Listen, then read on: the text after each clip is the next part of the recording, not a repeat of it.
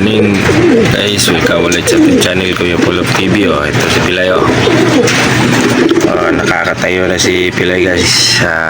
Inipo ko yan kahapon guys, yung parting nabasag niya na paa. Yan, may may laman na may unod na. Tapos si Pilay, pag na na niya yan, ibabalik na natin yan sa pliers loop. Yan si Pilay.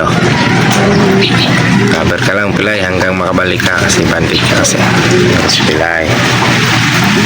Dito tayo sa ating breeder section. Tingnan natin kung nagparis na.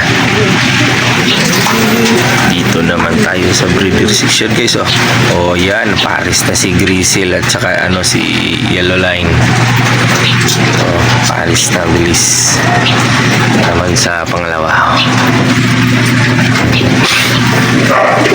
Ayan, pangalawa natin breeder.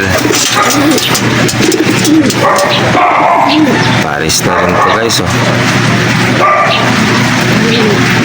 Paris na rin silang dalawa. Bilis. Hiring talaga. Yun tayo ulit sa pangatlo nating breeder. Tayo sa pangatlo. Yun di pa nagparis. Suplada kasi ito ang sarili nating linyada yung suplada to suplada yan. Tapos pinagparis pa natin ni sila ng pairing dalawa.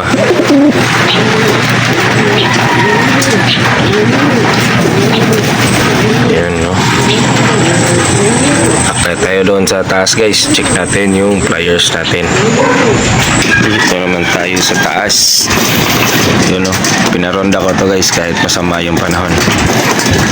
May naman tayo sa tubig. Bitmin Pro ang ilalagay ko guys. Straight muna sila ngayon ng Bitmin Pro para iwas sa sakit ng mga warriors natin. Yun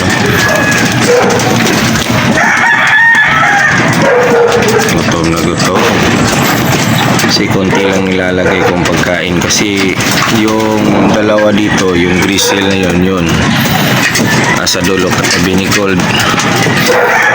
Medyo may katigasan ng ulo, tagal pumasok kaya ginawa ko nagayaya pa ng ibang mga kalapati na magtambay muna sa taas. Ang ginawa ko konti-konti muna ang nilalagay ko pagkain niya para pagdating ulit garing sa ronda paglapag diretso na padlak ulit sa top floor kasi pag nahuli sila wala silang kain. Ganyan ginagawa ko guys. Ubos na pala yung malunggay na nilagay ko. Ayan guys, malunggay tapos Bitmin Pro pag tagulan. Yun lang. Dito na muna tayo guys. Maraming salamat sa panonood.